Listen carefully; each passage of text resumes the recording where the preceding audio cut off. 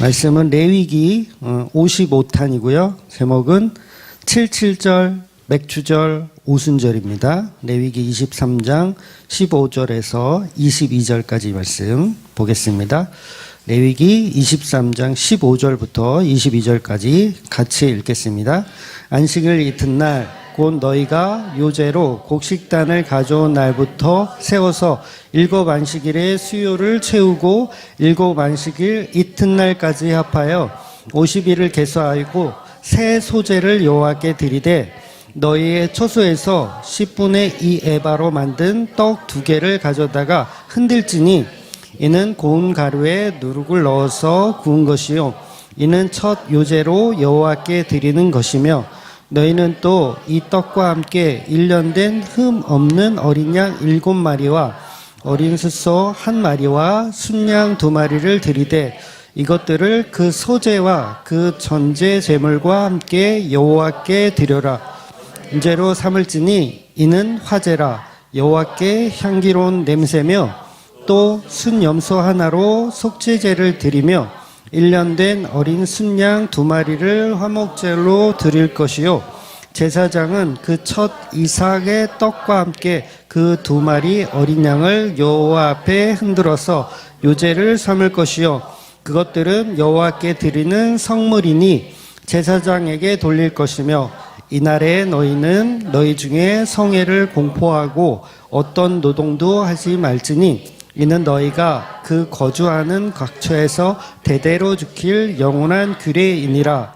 너희 땅의 곡물을 벨 때에 밭 모퉁이까지 다 베지 말며 떨어진 것을 줍지 말고 그것을 가난한 자와 거류민을 위하여 남겨두라. 나는 너희의 하나님 여호와이니라. 아멘. 네, 이스라엘은 지금 광야 생활을 하니까 농사는 짓지 않아요. 그래서 이 말씀들은 이제 그 가나안 땅에 들어갔을 때 이제 우리가 해야 할 그런 제사에 관해서 계속 설명하고 있습니다. 그래서 이스라엘은 이제 농사를 지을 때 보리 수확을 먼저 해요. 이제 봄철이죠. 봄 절기 때 보리 수확을 먼저 하고 그다음에 보리 수확이 끝나면 이어서 이제 밀을 또 이렇게 수확을 합니다.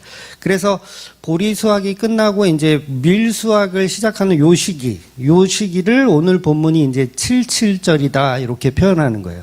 77절. 그러니까 우리가 지난주에 살펴본 게 이제 첫 열매를 하나님께 드리는 그걸 뭐라 그랬어요? 초실절이라 그랬죠. 초실절. 초실절은 뭘로 드리는 거예요? 보리의 첫 수확을 가지고 하나님께 드리는 거. 그럼 오늘은 보리가 아니고 이제는 밀 수확을 시작하는 거니까 뭘로 드려요? 밀로 드리는 게 맞아요. 밀로 드리는 첫 열매를 하나님께 드려라. 그래서 이게 77절이에요. 그러니까 초실절하고 77절은 의미는 거의 비슷하다고 보시면 돼요. 그러니까 보리의 첫 수확을 드리는 게 초실절, 밀의 첫 수확을 드리는 게 77절 이렇게 생각하시면 됩니다. 그래서 7주를 안식일을 7번 계산해서 이제 77에 49. 77에 49 맞죠? 77, 49에서 49, 77절이다 이렇게 표현합니다. 그래서 이때가 이제 보리 수확은 완전히 끝날 시기예요. 그러니까 초실절부터 지금 이 77절까지 보리 수확이 이제 거의 다 끝났어요. 끝났기 때문에 이제 이 날을 또 맥추절이다 이렇게 표현하기도 해요. 그러니까 보리 수확을 다 끝냈다. 그래서 맥추절이다라고 표현해요. 그러니까 77절, 맥추절, 오순절 다 같은 말이에요. 같은 절기를 표현하는 말이에요. 그래서 우리나라는 7월 첫째 주를 맥추절로 지켜요. 보통 한국교회가 7월 첫째 주 주일을 맥추절로 지켜서 뭐 맥추 감사 예배 뭐 이런 걸 드립니다. 그리고 본문에 이제 16절에 보면 이제 49일이 지나고 그 다음 날에 하는 거예요. 그래서 딱 50일째죠. 50일이라고 해서 이제 오순절로 이제 표현하기도 합니다. 그래서 사도행전에 보면 이제 다락방에 이제 성령 이게 내려옴을 강림하셨을 때가 오순절이잖아요. 네, 그래서 오순절, 77절, 맥추절 다 같은 말입니다. 제가 오늘은 이 세 가지 단어를 막 이렇게 혼용해서 막 쓰더라도 똑같은 얘기 하는구나 이렇게 이해하시면 돼요. 그래서 오늘 본문에 이제 맥추절을 구체적으로 보면 본문에서는 이제 새 소제를 여호와께 드려라 이렇게 표현하는 거예요. 새 소제. 그러니까 그동안 소제를 안 드린 게 아니잖아요. 소제는 뭘로 드리는 거라 그랬어요? 5대 제사 다 까먹으셨죠? 소제는 이 동물로 드리는 게 아니라 곡식으로 드리는 걸 소제라고 하는 거예요. 곡식으로 드리는 거. 그런데 이 소제를 새 소제를 드리래요. 그동안에 드렸던 건 뭐라는 거예요, 그러면? 헌소제. 이제 새 소제로 드리라는 거예요. 그동안에 이제 보리로 드렸다면 이제 새로운 곡식이잖아요. 밀은. 그래서 밀로 새 소제로 드려라. 이렇게 표현을 하는 겁니다. 이것도 마찬가지로 요제로 드려요. 요제. 흔들어서 드리는 제사. 그래서 17절에 보면 너희 처소에서 10분의 2 에바로 만든 떡 2개를 가져다가 흔들어 드리고 고운 가루에 누룩을 넣어서 구운 것으로 첫 요제로 여호와께 드려라 합니다.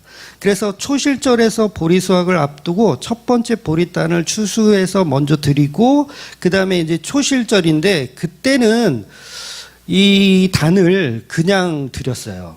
그러니까 수확한 거를 그냥 드렸어요. 근데 오늘은 수확한 걸 그냥 드리는 게 아니라요. 고운 가루로 빻아서 그러니까 밀가루가 되겠죠. 밀가루를 만들어서 그걸로 떡을 만들어서 소제를 드리라는 거예요. 새 소제, 이제 새로운 방식의 소제로 드려라라고 하는 겁니다.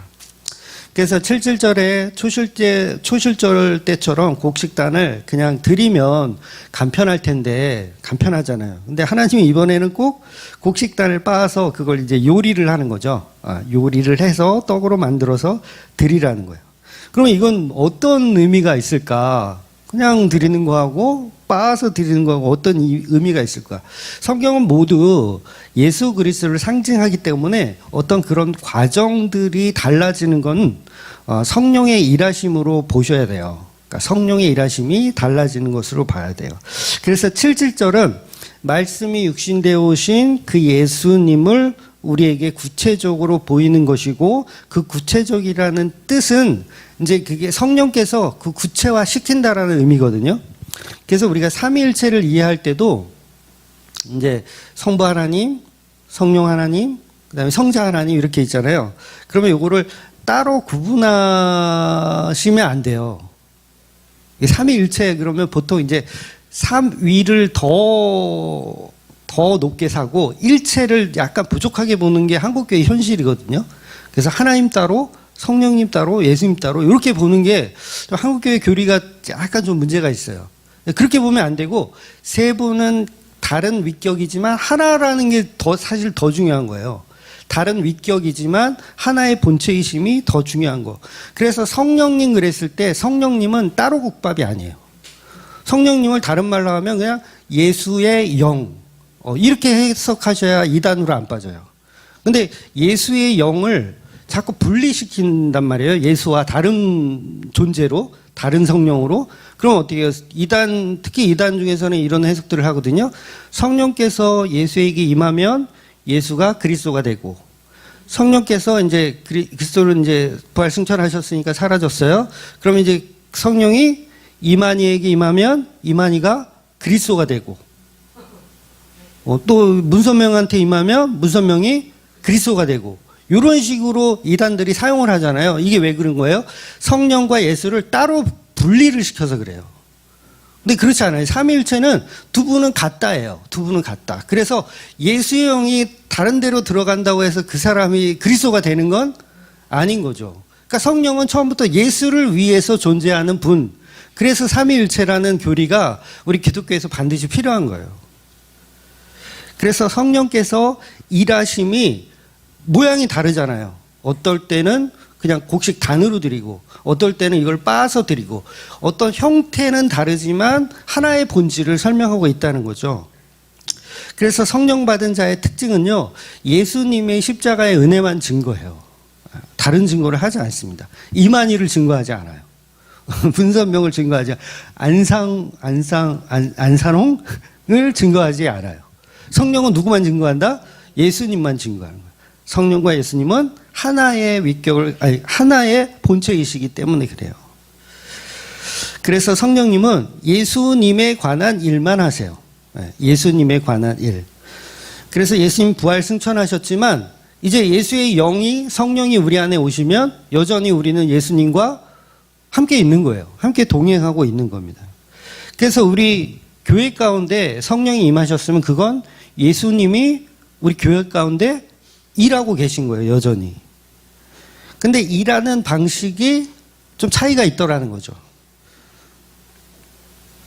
그래서 신약에서도 이 77절, 오순절, 성령 강림과 같은 표현으로 지금 계속해서 설명을 하고 있는 겁니다. 이제 정리를 하자면 예수님은 우리의 유월절 어린 양으로 죽으시고 초실절의 열매로 이제 부활을 하셨어요.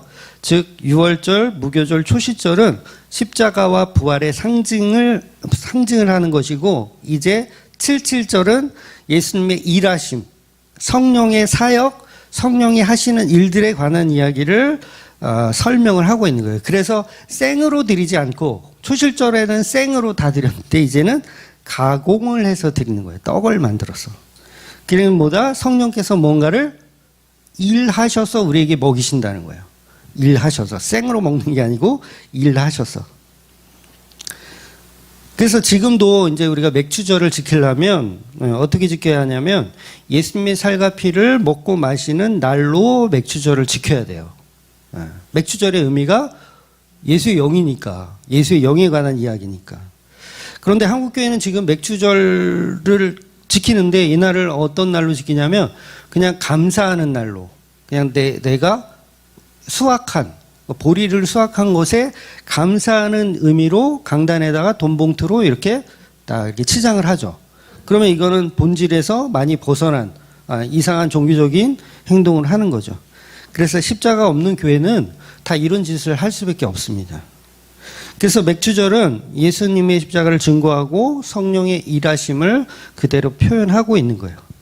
그래서 오늘 말씀에서 중요한 게 뭐냐면 보통 소재 제사를 드릴 때 누룩을 빼야 됐어요. 그러니까 집안에 누룩이 있으면 안 돼. 그 전에 우리가 다 본 거거든요.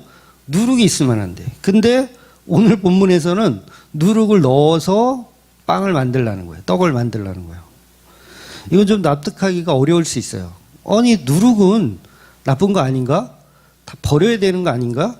근데 왜 새로 드리는 새 소재에서는 누룩을 허용하고 있는가라고 했을 때 이건 성령의 일하심이에요. 성령의 일하심. 그러니까 성령의 일하심은 마치 누룩과 같거든요. 누룩이 뭐예요? 누룩이 빵을 더 맛있게 하고 더 풍성하게 하고 더 향기롭게 하잖아요. 누룩은. 그런데 누룩이 들어가지 않은 빵은 냄새도 별로 안 나요. 냄새도 별로 안 나고 맛도 별로 없어요. 그러면 그 맛을 내는 거, 이 예수 그리스도의 살과 피를 맛을 내게 하는 게 누구라고요? 성령. 곧 누룩이에요. 누룩이 그 맛을 내는 거예요. 근데 물론 이 누룩이 어떤 누룩이냐에 따라 다르겠죠. 바리새인의 누룩은 된다 안 된다? 그건 안 되는 거예요. 근데 성령의 누룩은 교회에 허용이 되어 있어요, 사실은. 그래서 성령을 상징하는 누룩은 우리를 더 구체적으로 십자가 앞으로 인도하는 도구입니다. 더 구체적으로 인도해요. 그래서 교회들은 바리새인의 누룩은 없애야 하겠지만 성령의 누룩은 반드시 필요하다는 거예요. 근데 이 차이를 애매하니까 어떤 게 바리새인 누룩이고 어떤 게 성령의 누룩인지 이 차이를 모르니까 교인들끼리 서로 싸워요. 패를 갈라서 싸워. 저거는 바리새인 누룩이다. 그러니까 저한테도 그런 얘기를 많이 하는 분들이 있거든요. 우리 목사님이 바리새인의 누룩에 빠졌다. 그럴 수 있어요. 제가 어떤 교회 행사를 막 이렇게 추진하잖아요. 특히 문화예배 같은 거 하면 바리새인의 누룩에 빠졌다. 이렇게 보시는 시각이 있을까요? 없을까요? 있어요. 여러분 중에도 있는 거 내가 알아요. 있어요. 바리새인의 누룩에 빠졌다. 그런데 누룩 자체가 나쁜 거는 아니라는 거예요. 성령께서도 다양한 방법으로 교회를 사역하고 계세요. 교회에서 일하고 계시다는 거죠. 그래서 바리새인의 누룩은 율법주의라고 할 수 있거든요. 율법주의로 예를 들면 주일 성수를 해야 된다. 11조를 바쳐야 된다. 이게 다 바리새인적인 누룩이에요. 그런 누룩들은 제하여 버려야죠.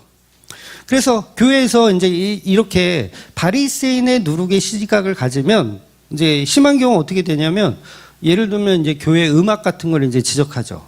교회에서 막 전자기타 치고 막 드럼 치고 이러면 어떻게 봐요? 바리새인의 누룩으로 봐요. 이해가 되시죠? 바리새인의 누룩을 보는 거예요. 그러니까 전에 우리 교회도 그런 분이 있었어요. 제가 그 예배 이렇게 하기 전에 드럼을 칠 때가 있잖아요. 지금 오늘도 쳤잖아요. 드럼을 치니까 아니 설교하실 사람이 그런 드럼을 치면 어떻게 하냐고 경건하게 이렇게 기도하고 이렇게 준비를 하고 설교를 해야지 드럼을 막 신나게 치다가 설교를 하면 어떻게 하냐고 그거는 바리새인의 누룩이다. 이렇게 보는 시간이 실제로 있다라는 거죠. 그래서 무슨 행사를 하면 무조건 다 손가락질하면서 바리새인의 누룩이다. 그러니까 그 손가락 하는 사람이 어떤 사람이에요? 율법주의자든가 아니면 영지주의자예요. 영지주의나 율법주의자나 형태나 똑같이 둘 다 행위주의자거든요. 둘 다 똑같아요. 그래서 손가락질 하는 거예요. 왜 교회에서 다른 어떤 이벤트나 어떤 문화예배 같은 걸 왜 하느냐. 그런데 성령은 고리타분하지 않습니다. 성령의 일하심은 교회에 굉장히 다양해요. 여러 가지 방식으로 사람들을 부르시고 그들에게 말씀을 주시고 십자가 복음 앞으로 인도하시는 거예요. 우리가 다 직업이 다양하고 사는 어떤 문화적 이런 게 다 다르잖아요. 그래도 성령은 그걸 차별해요, 안 해요? 차별 안 해요. 가난한 자나 부자나 차별하지 않고 똑같이 같은 방식으로 성령의 방식으로 이렇게 예수님 앞으로 인도한다는 거죠. 중요한 것은 바리새인의 누룩과 성령의 누룩을 구별하지 못하면 이제 율법주의에 빠지거나 아니면 영지주의에 빠질 수가 있다라는 거예요. 그래서 어떠한 예배 형태를 가지고 무조건 경건하지 못한 것으로 보는 것도 사실은 옳지 않죠. 중요한 건 뭐냐면 그 예배 가운데 예수 그리스도의 피가 증거되느냐예요. 사실 간단해요. 저게 바리새인 누룩인지 아니면 성령의 일하심인지를 구분하는 방식은 그 예배 가운데 어떤 행사 이벤트 가운데 예수 그리스도를 증거하는 어떤 것이 있느냐를 보시면 된다는 거예요. 그래서 경건을 담는 그릇은 시대에 따라서 늘 다릅니다.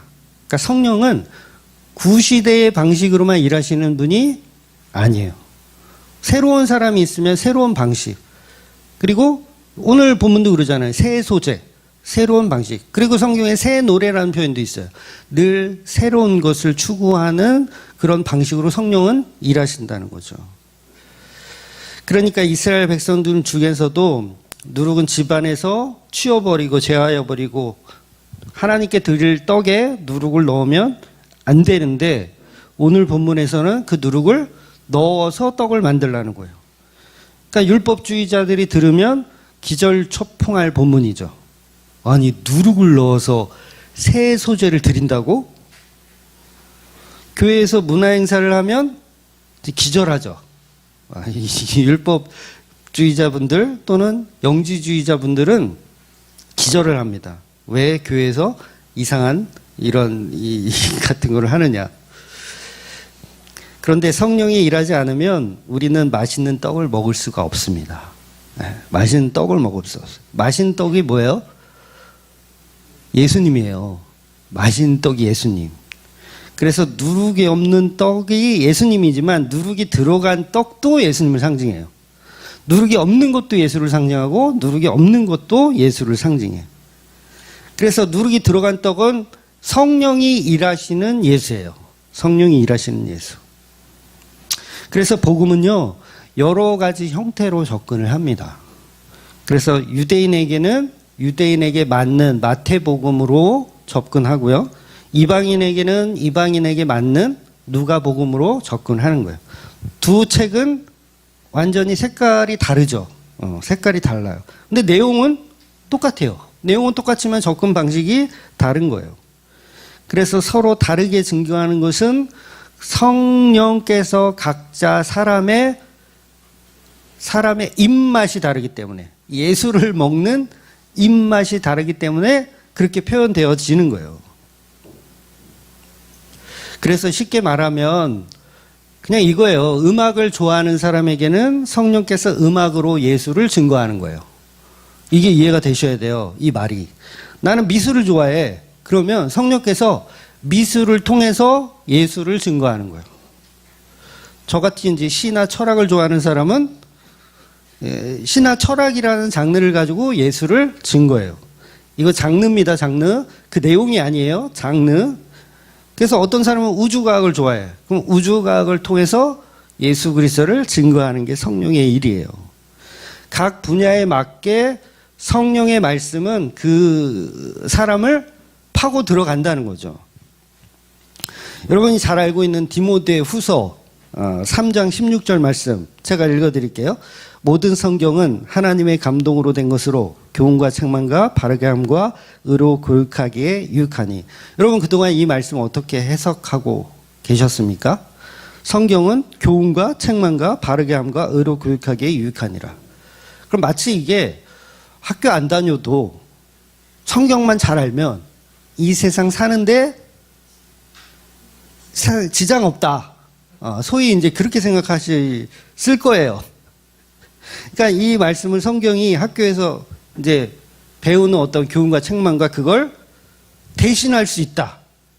라는 식으로. 그래서 무슨 대안학교도 만들어가지고 대안학교에서 성경만 가르치면 애들이 바르게 잘 클 줄 알죠. 그랬더니 다 사이코패스 돼가지고 이렇게 될 수가 있다는 거예요. 물론 다 그렇다는 거 아닙니다. 네, 잘 새겨 들으세요. 그래서 이 본문 말씀은 이 디모데 후서 말씀 그런 말씀이 아니라 앞서 15절에 어떤 말씀이 있냐면 16절 앞에 뭐 어떤 말씀이 있냐면 이렇게 써 있어요. 또 어려서부터 성경을 알았나니 성경은 능히 너로 하여금 그리스도 예수 안에 있는 믿음으로 말미암아 구원에 이르는 지혜가 있느니라 이렇게 표현해요. 그러니까 이 모든 성경은 교훈과 책망과 바라게 함과 의로 교육하게 유익하다고 했는데 그 앞에 뭐가 있냐면 예수 그리스도를 아는 지혜가 있다라는 거예요. 어디에? 성경에. 그러니까 이 말은 뭐예요? 사람마다 각자 취향이 다르고 뭔가 생각하는 게 다르고 다 그래도 성령께서 그들을 찾아가서 뭘 증거한다? 그들의 취향에 맞게 예수 그리스도를 증거한다는 말씀이 디모데 후서 말씀이지 학교 안 다니고 성경만 파면 바르게 살 수 있다는 얘기가 아니에요. 그러니까 성경을 읽는다면 그가 어느 쪽에 관심이 있든 나는 요리에 관심 있어. 근데 성경 보면서 요리에 관심 있는 친구가 예수를 만나. 나는 예술에 관심 있는데 예술을 좋아하는 사람이 성경을 읽다 보니까 성경 안에서 예수를 만나. 나는 게임을 좋아하는데 게임을 좋아하는 사람이 성경을 읽다가 예수를 만난다는 얘기예요. 그러니까 그 사람이 어떤 생각과 사상을 갖고 있던 무조건 성경은 그를 예수를 증거하는 지혜를 준다라는 그 얘기를 하는 거죠. 그래서 구원의 지혜가 어디에 있다? 성경 안에 66권 안에 다 들어있다. 그 얘기를 하는 겁니다. 그래서 성경은요. 초등학교도 제대로 못 나온 어르신이나 하버드대를 나온 공부 잘하는 청년이나 성경을 읽고 구원받는 데는 아무런 문제가 되지 않는다가 디모데후서 3장 16절 말씀인 거예요. 학교 안 다녀도 된다가 아니라 성경만 읽으면 다 교육하고 훈련하고 다 된다는 얘기가 아니에요. 네, 학교는 다녀야 돼요. 네. 그러니 어떤 교회의 색깔만 옳다. 네, 그렇지가 않아요. 색깔은 다 다를 수 있어요. 교회마다 달라요. 그러니까 성령이 달라서가 아니라 성령의 일하심이 다른 거예요. 그래서 교회는 예수님의 십자가 복음만 있으면 되고요. 나머지는 취향이에요. 각자 그냥 하고 싶은 대로 하면 돼요. 그래서 복음적인 교회들도 보면 막 찬송가만 부르는 교회 있고 우리 교회처럼 막 CCM을 막 부르는 교회 있고 막 그 차이 가지고 여기는 복음적이고 여기는 뭐 바리새인적이고 이렇게 표현할 수가 없는 거죠. 이렇게 판단할 수가 없는 거죠. 성령이 인도하시는 색깔은 교회마다 다르고 사람마다 다른 거예요. 어디가 더 거룩하다, 어디가 더 경건하다라고 말할 수 없는 거죠. 그래서 성경의 저자들도요, 색깔이 다 다른 거 아시죠? 성경을 쓴 저자들도 색깔이 다 달라요. 이걸 이제 신학에서는 유기적 영감설이라고 표현하거든요. 유기적 영감설. 그러니까 성경은 저자들이 성령의 감동을 받아서 그냥 기계처럼 받아 적은 게 아니라는 거예요. 그러니까 성령이 딱 임해가지고 막 신들려가지고 막 이렇게 성경을 쓴 게 아니라 각자의 감동에 맞게, 각자의 취향에 맞게 성경을 기록하고 있다는 거예요. 그래서 이 감동에서 적어졌다라는 건 뭐냐면 그리스도와의 연합해서 성경을 기록했다는 뜻이 되거든요. 그러니까 마태에게 성령이 임했다. 그러면 마태와 그리스도가 연합되어서 성경을 기록했다예요. 그리고 마가도 마찬가지죠. 마가에게 성령이 임해요. 그러면 예수가 마가에게 임해서 성경을 기록하는 거예요. 그러니까 마태복음과 마가복음은 똑같을 수가 없어요. 왜냐하면 연합 체계가 다르니까. 마태와 예수와 연합된 상태, 마가와 예수가 연합한 상태니까 서로 똑같으면 돼요, 안 돼요? 안 되는 거예요. 당연히 다른 거예요. 그래서 이걸 유기적 영감설이라 그래요. 똑같지 않아요. 근데 똑같아 버리면 뭐예요? 다 기계죠, 우리는. 다 기계. 그러면 다 똑같아야 돼요. 어느 교회를 가나 예배가 다 똑같아야 돼요. 그날 부르는 찬송가도 다 똑같아야 돼요. 성령이 한 분이시라면, 그냥 하나로 일하신다면 다양성이 없이. 근데 성령께서는 사람과 연합하여 일하시기 때문에 색깔이 다 다른 거예요. 이게 누룩의 개념입니다. 누룩의 개념이에요. 그래서 저자의 환경이나 지식 수준이 동반되어 있어요. 성경도. 그래서 오늘날도 똑같습니다. 서울대를 나온 사람은 서울대 스타일로 설교를 하는 거예요. 이해가 되세요? 저처럼 시골 대학을 나왔으면 시골 대학 스타일로 설교를 하는 거예요. 시골 대학이라서 뭐 나쁘다는 게 아니라, 그러니까 베드로 설교, 사도 바울의 설교 달라요. 사도 바울의 설교가 더 학자적이에요. 더 학문적이고 더 이렇게 좀 배운 사람 티가 나. 근데 베드로는 약간 좀 못 배운 티가 나요. 그러니까 그거를 성령께서 알고 인정하시고 유기적 영감설로 성경을 기록했다는 거예요. 근데 중요한 건 둘 다 성령과 연합하여서 성경을 기록했다는 거죠. 그러니까 오늘날의 예배도 똑같습니다. 우리와 연합하는 예수, 그러면 우리의 색깔이 당연히 나오게 되어 있어요. 그러니까 저 교회는 이런데 우리 교회는 왜 그래요? 그게 싫으면 그 교회로 가셔야 돼요. 내 색깔은 거기니까. 그 교회 색깔이니까. 근데 멀어서 어디 가겠어? 내 색깔이 아니지만 그냥 있어야지 뭐 어떻게. 그래서 취향이 다르다는 걸 가지고 이렇게 비판하거나 이렇게 흉을 보는 것은 바람직하지 않다라는 거죠. 그래서 본문에서도 향기로운 냄새라는 표현을 해요. 향기로운 냄새가 나려면 어떻게 해야 돼요? 누룩이 들어가야 돼요. 누룩이 들어가야 향기로운 냄새. 그래서 무교병에서 느낄 수 없던 것을 유교병에서는 느낄 수 있는 거죠. 그래서 누룩이 들어간 떡은 여호와의 제단에 직접 올리진 않지만 여호와께 흔들어 드린 후에 제사장의 몫으로 돌아가는 거예요. 그래서 교회에서 그걸 가지고 나누는 거죠. 예수 그리스도의 살과 피, 중요한 건 누룩이 들어간 살과 피를 가지고 우리가 나누는 거예요. 그래서 싫은 것을 억지로 나누는 게 교회가 아닙니다. 좋은 것을 나눠요. 먹는 냄새, 좋은 냄새가 나는 거. 여러분 홍어회 드세요? 홍어회? 어떤 분이 이제 홍어회를 몇 주 전에 이제 보내주셔가지고, 이거를, 이게 날짜가 좀 애매했어. 이게 주일날 이렇게 딱 도착을 했으면, 우리 교인들하고 먹을 수 있는 분하고 나눠 먹었을 텐데, 좀 일찍 와가지고, 이게 홍어회는 금방 상하지 않나요? 아니에요? 저는 이게 금방 먹어야 되는 건 줄 알고, 저만 또,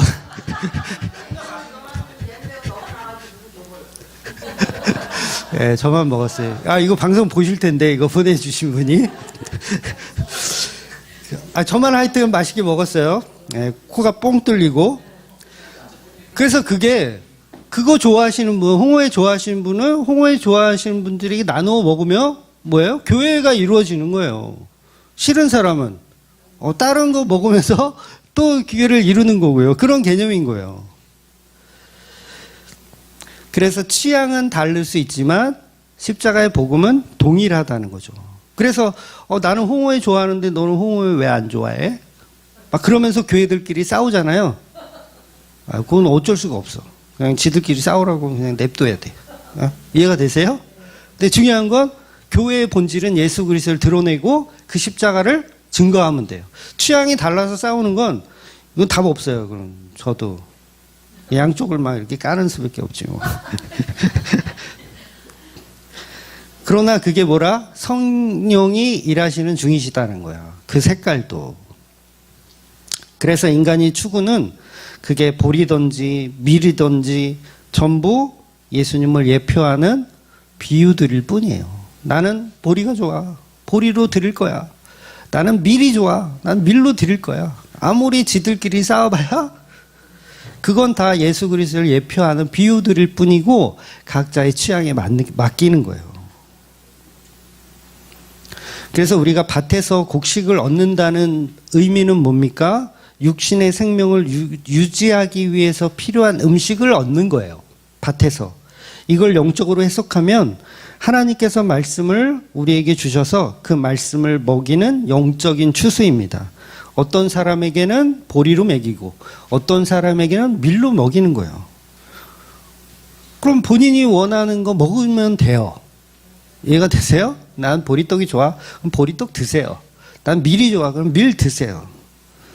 그런데 다른 진영을 욕할 필요는 없는 거죠. 물론 양쪽 다 드셔보세요. 드셔보세요. 네, 먹을만 합니다. 그래서 추수되는 거잖아요. 추수되는 거. 그 밭에 있던 밀과 보리들이 추수되는 거. 이게 전부 뭡니까? 예수님의 음식이 되어지는 거예요. 그래서 원래 예수 그리스도가 우리의 살과 피라서 우리가 그분을 먹고 마시는 거잖아요. 근데 예배는 사실 우리가 음식이 되고 예수님이 우리를 먹고 마시는 것도 있어요. 이 양쪽 연합이에요, 이게. 그래서 향기로운 제사로 드리는 것도 사실은 우리가 예수 그리스도의 십자가와 함께 죽으면 역시나 우리도 예수님의 제물, 그게 영적인 제물이라고 사도 바울은 표현하거든요. 영적인 제물이 되는 거예요. 그래서 추수는 그냥 길거리에서 막 예수천당 불신족 외운다고 추수가 되는 게 아니라, 물론 그것도 추수의 일종이겠지만 본질적으로는 예수라는 생명의 떡을 성도들에게 먹이는 것을 추수라고 하는 겁니다. 그래서 예수님이 십자가로 생명이 떡이 되시면 우리는 그 떡을 나누어 먹는 게 추수예요. 우리의 진정한 추수는 예수를 나누어 먹는 게 추수입니다. 그래서 이게 이제 수장절에 가면, 수장절이 뭐예요? 예수가 완전히 우리의 먹거리가 되어서 그걸 이렇게 쟁여 놓고 겨울을 준비하면서 뜯어 먹는 거예요. 그러니까 우리의 삶이죠. 어떻게 보면 우리의 삶이 예수를 뜯어 먹고 사는 존재들. 그러니까 오병이어가 그 얘기하는 거고, 뭐 철병이어도 그렇고요. 다 그 얘기하는 거예요. 그래서 맥추절의 본질은 나누어 먹는다예요. 맥추절, 나누어 먹는다. 그분의 십자가 살과 피를 나누어 먹는 거. 그래서 오순절에 성령이 임하시면 뭘 나누어 먹어요? 말씀을 나누어 먹어요. 그래서 미국 사람은 미국 말로 나누어 먹고, 또 이집트 사람은 이집트 말로 나누어 먹고, 한국 사람은 한국말로 나누어 먹는 게 마가다락방에서 일어났던 일이에요. 나누어 먹는 거. 뭘 하는 거예요? 맥추절, 오순절. 이 밀떡을, 누룩이 들어간 밀떡을 서로 나누어 먹는 게 오순절 성령 강림이에요. 말씀을 나누어 먹는 거. 저는 그 말씀을 못 알아듣겠는데요? 그러니까 뭐가 나와요? 방언이 나오는 거예요. 알아듣는 말로 먹이는 거죠. 맥추절을 이렇게 보내는 거예요. 그래서 말씀을 나누어 먹는다는 게 이게 누룩이 들어간 떡인데, 예를 들어서 이런 거예요. 우리 교회에서 뭐 외국인 노동자를 위해서 문화예배를 제가 개최를 하겠다 이랬어요. 뭐 방글라데시, 인도네시아 뭐 이런 그런 분들을 이렇게 초청해서 어떤 문화 이벤트, 문화 예배를 드린다. 그래서 그분들에게 복음을 증거하려고 제가 행사를 가져요. 그래서 처음부터 끝까지 외국어로 찬양하고 외국어로 설교하고 외국어로 교제해. 오늘 이날은 그렇게 하겠다. 이렇게 했어요. 물론 불가능합니다. 물론 불가능합니다. 그런데 이 행사를 만약에 한다 그러면 여러분 중에서는 어떻게 볼까요? 뭐 좋게 볼 수도 있겠지만 그거 인본주의적인 예배다라고 손가락질 할 수 있어요. 그렇죠. 충분히 그럴 수 있죠. 인본주의적인 예배다. 그 사람들 뭐 어떻게 하려고. 그러면서 교회가 이제 누룩이 들어갔다. 목사가 별지랄을 또 다 한다. 이렇게 되는 거죠. 근데 이 자체가 누룩이 들어간 성령의 은혜라는 걸 모르는 거예요. 제가 버스킹 할 때도 그런 얘기를 좀 들었거든요. 길거리에서 버스킹 하면 뭐야? 이것도 하나의 문화 예배고 또 다른 누룩이 들어간 형태의 예배예요. 근데 그거 보면서 별지랄 다 한다. 교인들이 자꾸 나가니까 별지랄 다 한다.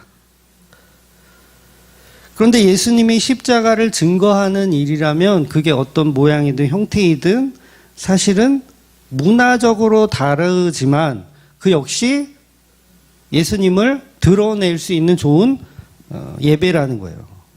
그 또한 성령이 일하시는 예배라는 겁니다. 그러니 교회들은 예수를 증거하는 일이라면 누룩도 성경의 일하심으로 받아들여야 된다는 거예요. 그래서 본문 마지막 절에 보면 이런 말씀이 있어요. 22절을 제가 읽어드릴게요. 너희 땅에 곡물을 벨 때에 밭 모퉁이까지 다 베지 말며 떨어진 것을 줍지 말고 그것을 가난한 자와 거류민을 위하여 남겨두라. 나는 너희 하나님 여호와니라. 이게 뭐예요? 남겨두래요. 너희들끼리만 복음 있다. 너희들끼리만 십자가 있다. 이러고 지랄하지 말고 뭘 하라는 거예요? 이벤트 해라. 문화 예배 드려라. 그래서 사람들에게 복음을 증거해라. 이게 오늘 본문의 말씀이에요. 그러니까 새 소재에 들어간 누룩이 왜 들어갔느냐라고 하나님께 따졌더니 하나님이 누구를 위해서 놔두라? 이방인과 거류민을 위해서 내비두라는 거예요. 근데 이스라엘 백성들은 아깝죠. 그 떨어졌어. 줍지 말래. 아까워. 이거 누가 처먹을 건데. 내가 모르는 이방인들이 처먹을 건데. 아까워요.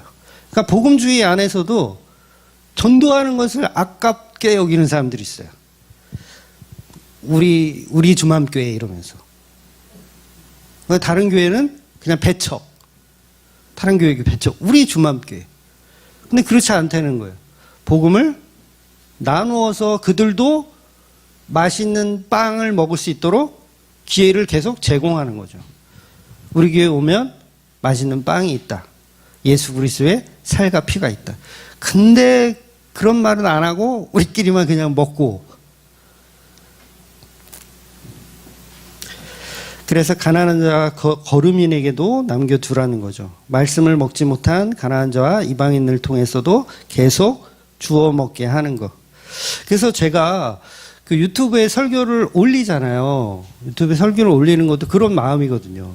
한 사람이라도 더 이걸 듣고 예수님의 살과 피를 먹었으면 좋겠다. 근데 그걸 또 우리는 또 오해해요. 아, 교회에 이렇게 유명세를 타고 싶어가지고 막 그러는 걸로 오해할 수 있어요. 근데 그거를 오해받는다고 해서 안 할 수가 없죠. 해야 되는 거예요. 왜냐하면 나는 우리 교회는 그게 목적이 아니니까. 우리 교회가 유명해지고 뭐 그게 목적이 아니고 그냥 따르는 거예요. 이방인과 거류민을 위해서 그냥 뿌리는 거죠. 그래서 제가 실시간 온라인 예배 안 한다 그랬죠. 네, 온라인 예배는 안 해요. 그거는 예배가 아니기 때문에 안 해요. 그러나 유튜브에는 설교를 계속 올리죠. 그러니까 녹화가 안 됐다. 그럼 혼자 여기서 딱 또 들어가지고 또 찍어가지고 또 올리고. 왜 그래요? 제가 유명해지고 싶어서? 물론 그렇게 볼 수도 있겠지만 아니에요. 한 사람이라도 더 먹이고 싶어서 그런 거예요. 그러니까 성령의 일하심의 다양성이죠. 누룩이 들어간 다양성. 그렇다고 제가 막 어떤 분이 이제 그런 제안을 했어요. 이거를 유튜브에 올리는 거를 자막을 영어로 완벽하게 해서 미국에도 뿌리면 어떻겠냐. 오, 굉장히 아이디어가 되게 좋죠. 아닌가요? 되게 좋죠. 근데 제가 에이, 하지 마 이랬어요. 안 할래 이랬어요.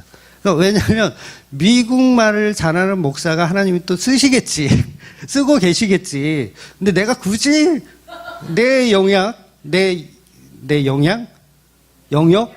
아닌 것까지 제가 할 필요는 없잖아요. 네.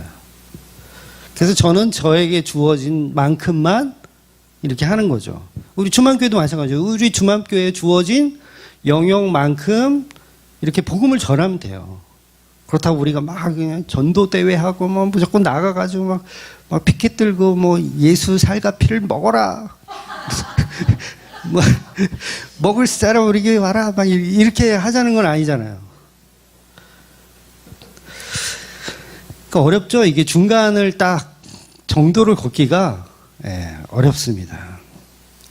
그래서 중요한 건 우리의 생명의 떡이신 예수님을 먹고 마시는 게 이 77절의 본질, 맥주절의 본질, 오순절의 본질이라는 거예요. 그래서 예배는 우리가 예수님의 살과 피를 뜯어 먹는 것에 대한 감사 행위입니다. 감사 행위이고 또 그 살과 피를 뜯어 먹는 자체이고요. 그래서 구약의 절기들은 그 모든 예배를 예수 그리스도로 예표하는 이야기고, 맥주절 역시 생명의 떡으로 십자가에 죽으신 그 예수님을 그대로 표현하고 있는 겁니다. 그래서 말씀이 구약에서는 이스라엘 백성 가운데 광야 생활할 때 언제 말씀이 이렇게 내려와요? 시내산에서 하나님이 강림하셨을 때 말씀이 이렇게 내려오잖아요. 그때가 정확히 이제 77절이에요. 시내산에 강림하셨을 때가 오순절입니다. 그래서 출애굽기 19장에 보면 그 내용이 이제 기록되어 있는데, 이제 애굽에서 떠나온 지 3개월이 되었다. 이 개역 개정은 그렇게 표현하고 있는데 그거는 번역을 잘못한 거예요. 3개월이 지나지 않았고요.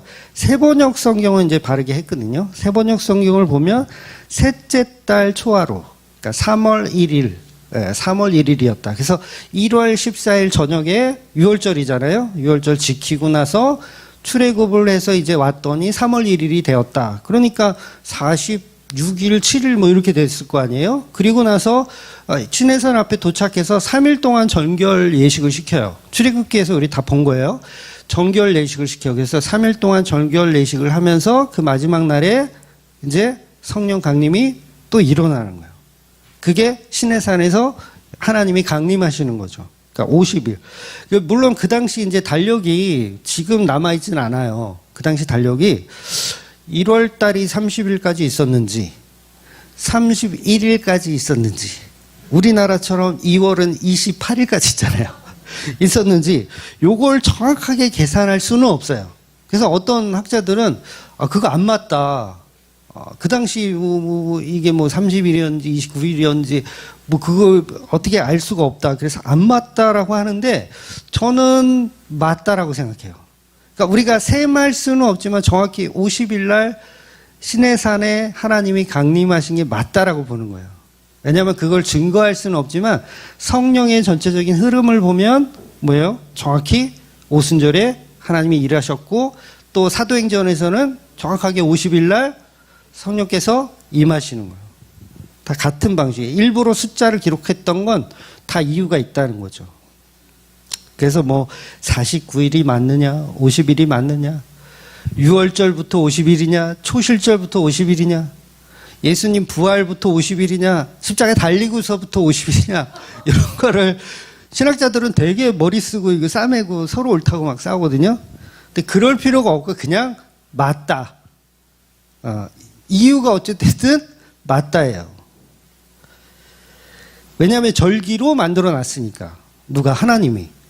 오순절이라는 절기, 칠칠절이라는 절기, 맥추절이라는 절기를 만들어 놓은 이유는 그 날을 정확하게 예수 그리스도를 상징하기 때문에 그 날짜를 만들어 놓은 거예요. 그래서 구약의 모든 절기들은 예수님을 표적하는 겁니다. 예수님을 기적하는 게 아니라 예수님을 표적하는 거예요.